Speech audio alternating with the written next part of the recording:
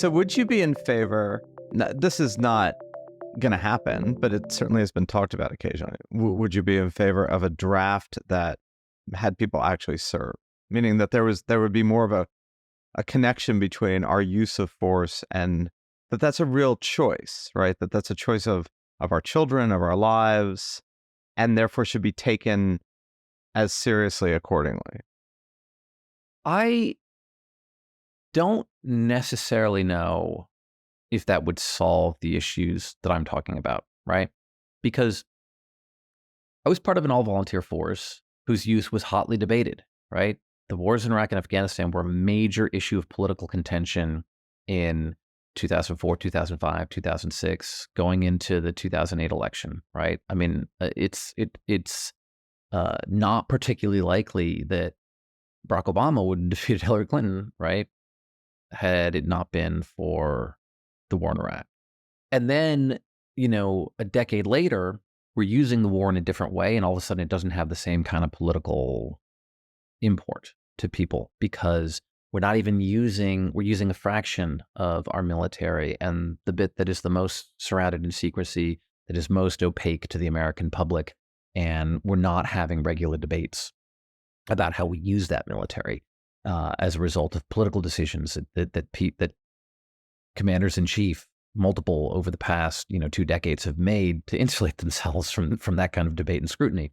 And so I don't think that a draft would necessarily solve that problem. I do think, however, that national service is a really good thing, right? I do think that it would actually be great if we had much more opportunities for national service, much more of broad variety, and much more of a kind of cultural sense that one ought to do something, right? Whether it's in the military or otherwise, because I think that sense of civic participation, connection to the broader national project, and also just like, when you join the military, like you meet America, right? We all live in our little bubbles, and then you join the military and you're there with everybody, like every type of American. And it is a radically different experience than the kind of group of people that I knew growing up in New York and then going to an Ivy League school, right? Yeah, a great time at Dartmouth, but it's just, it's a bubble, right? It's very easy for people to dismiss folks that they don't know. I'll tell you a story before the Trump election.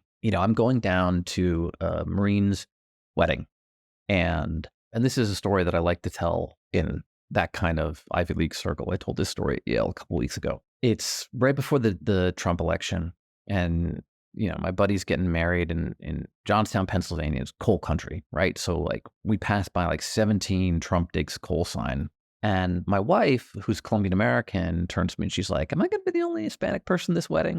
And I'm like, "Nah, it's like some military guys getting married. The wedding's going to be super diverse, which it was." But I go and I meet the other groomsmen, and I text my wife. I'm like, "And not only are you not the only Hispanic person that's at this wedding, but you're not even the only Colombian American." And she's like, "Really?" And I'm like, "Yeah, and he already early voted Trump." The rationale for this guy was pretty straightforward. And he said to me, he's like, "Look, you and I were both in the military. We both know guys who've been overseas, gotten blown up, killed, whatever. And what do we have overseas? We have catastrophes." I mean, this is before the fall of Afghanistan. Humanitarian catastrophes, shattered societies. And who are the two candidates? One of them is Hillary Clinton. She's a liberal hawk. She had General John Allen speak at her convention, who wants to put a combatant in command in Syria. She knows the military. She has good relationships with the generals. And her takeaway from the Libya intervention was that we should have been more involved. And so I think that if she gets in, she will intelligently and competently work to expand American military footprint overseas. And if the past is any prologue, that's going to mean a lot of death and waste. And who's the other guy? Donald Trump. Does he know much about the military? No. Is he mainly a kind of isolationist? Yes. Right? Did he support the war in Iraq for like a second when everybody else did, and then within like a year was already saying we should declare victory and come home? Yeah. So he's like, I don't think he's going to do anything radical, but I don't think he's going to expand the war, so I'm going to vote for that guy. And the thing is, I didn't ultimately vote for Donald Trump, but that analysis is not totally wrong. And it's not something that can just be waved away as the attitude of an ignorant person from a region of the country that we dismiss, who's just morally obtuse and not attuned to, the true moral stakes of the election. And that's very true. My partner is a veteran who voted for Trump, and for the very same reasons that you just described, among others, but those were Yeah. among them. And he It's tells me all the time, not like, that uncommon. no, it's not. And also, he tells me all the time, like, you need to go out and like meet more people because you're in a bubble. I'm with you on the idea of civil corps, some kind of like Boy and Girl Scouts of America type of thing. And, I just don't see a lot of people talking about it, a lot of interest in it. But other than that, I was also curious to go back to your statement of like a draft wouldn't necessarily fix the problems that you're talking about. I mean, if you had a magic wand, what would? I'm guessing that probably the repeal of the authorization of the use of military force. And Sure. what else? I think we should create much more transparency about the use of military force and much more political debate about it. I think that if we're going to be killing people overseas, the commander in chief should have to, on a regular basis, come before Congress and justify, what we're doing, what the mission is, what it's supposed to achieve, how much it's going to cost, what the commitment is, what the benchmarks of success are going to be. So if in a year he comes back and asks to continue the mission, we can actually judge whether or not anything that he said is true or has come to pass. And then every member of Congress should vote for it, right? That's not going to guarantee good policy, right? If you do that, I don't think there's any solution that kind of cures things, right?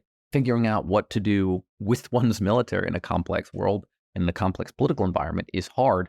But I think that if we create political structures and norms that allow us to evade regular accountability, that will breed failures in the future. So let's say you repeal that authority. One of the things that's happened over the past 3 months is that the United States military has been bombing select targets in Yemen to try to take out Houthi capability to disrupt shipping in the Red Sea and in that area, and has done so with the collaboration of the United Kingdom. While Congress and relevant committees were certainly informed of these actions before, as in picking up the phone saying, "Oh, by the way, we're going to bomb Houthi positions in Yemen." No congressional authorization, no discussion, and no congressional objection to this, or at least not in any meaningful fashion. Yeah, I mean, one of the problems is that Congress doesn't want the authority, right? Right. They don't want to be on the hook for difficult votes, right? Or votes that might split their coalition. But I mean, would you go so far as to say even that kind of action, which was responsive, immediate, that if it's going to be ongoing, you need to have a congressional buy-in? Yeah, of course. There's stuff like obviously the president is able to take responsive action, right? If it's ongoing, then yeah, it needs there's no reason not to have that go through a more normal political process over time so that we can actually have a discussion. One of the benefits of the discussion about the surge when I was there, even as somebody in Iraq at the time, was I could see the public debates that were happening about the war and what our leaders were saying success was supposed to look like. I knew what I was supposed to do because there was a political debate. I think there are soldiers who've been in countries where it's like they're not even quite sure what the mission is supposed to be, right? Because we don't actually debate them and force the commander in chief to make a full-throated declaration of what we're supposed to be achieving and how it fits in terms of the national interest and what success is supposed to look like. And that's a significant problem.